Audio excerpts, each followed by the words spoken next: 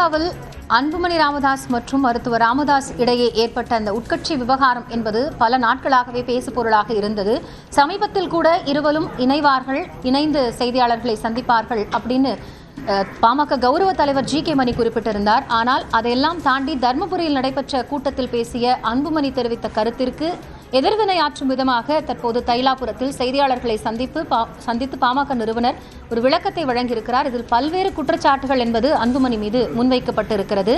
அடிப்படையில் கட்சியினுடைய ஒரு தலைவராக இருக்கக்கூடிய தலைமை பண்பையே அன்புமணி இழந்துவிட்டதாக குறிப்பிட்டு தன்னுடைய பேச்சை தொடங்கிய அவர் பல்வேறு இன்னல்களையும் இடர்பாடுகளையும் மக்களுக்காக பொறுத்து கொண்டதாக தெரிவித்திருந்தார். மிக முக்கியமாக 2024 மக்களவைத் தேர்தல் கூட்டணி தொடர்பாக ராமதாஸ் தெரிவித்த கருத்து என்பது தற்போது கவனம் பெறக்கூடியதாக இருக்கிறது. இதுகுறித்து பேசுவதற்காக பத்திரிகையாளர் திரு லட்சுமி நம்மோடு இணைகிறார். அவரிடம் பேசலாம். வணக்கம் மேடம். வணக்கம். அதாவது ரெண்டு தரப்பிலிருந்தும் என்னென்ன விஷயங்கள் எல்லாம் இருக்கும்னு ஊகங்களாக பேசப்பட்டதற்கு பதிலளிக்கக்கூடிய விதமாக தற்போது ராமதாசினுடைய கருத்து இருக்கிறது. பல குற்றச்சாட்டுகள் முன்வைக்கப்பட்டிருக்கிறது. கூட்டணிக்காக தன்னுடைய காலில் அன்புமணியும் சௌமியாவும் விழுந்து நிர்பந்தித்தார்கள் பாஜகவுடன் போக அப்படிங்கறத வெளிப்படுத்தி இருக்கிறாரு. இதன் பிறகு பாமகவில் என்ன மாதிரியான ஒரு மாற்றம் ஏற்படும்?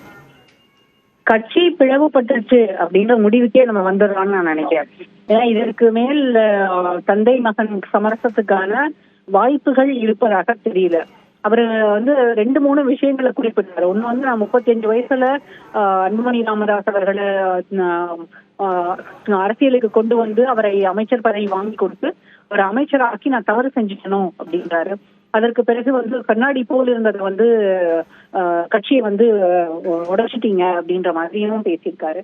எல்லா தர்மபுரி கூட்டத்தை பத்தி பேசுறாரு. அதற்கு பிறகு இப்போ சித்திரை நடுநிலை மாநாட்டுக்கு கூட்டம் வந்தது. அந்த கூட்டம் வந்ததுக்கான காரணம் அதுக்கு தனக்கு இருந்த செல்வாக்குதானதுக்கு காரணம் அப்படிங்கறது எல்லாமே சொல்றாரு. இதுல இருந்து நம்ம என்ன புரிஞ்சுக்க முடியுதுன்னா, இது குடும்ப சண்டை அப்படிங்கறத தாண்டி குடும்பத்தை விட்டு இப்ப வெளியேறி இப்ப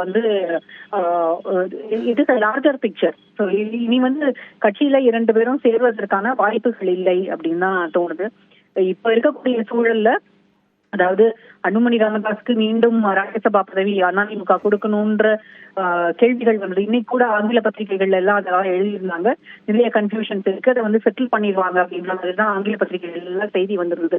இந்த அடிப்படையில யோசிக்கும் போது மீண்டும் தந்தை மகனுக்கு இடையே ஒரு சமரசம் இருக்கும், இதை சால்வ் பண்ணுவாங்க அப்படின்னு நான் காலையில நினைச்சேன். ஆனா அதற்கு பிறகு அவரோட இந்த பிரஸ் கான்ஃபரன்ஸ் அவர் இன்னைக்கு பேசினது எல்லாமே இனி பிளவு மட்டும்தான் வாய்ப்பு, விட்டுறதுக்கான வாய்ப்புகளே இல்லை அப்படின்னு தான் தோணுது.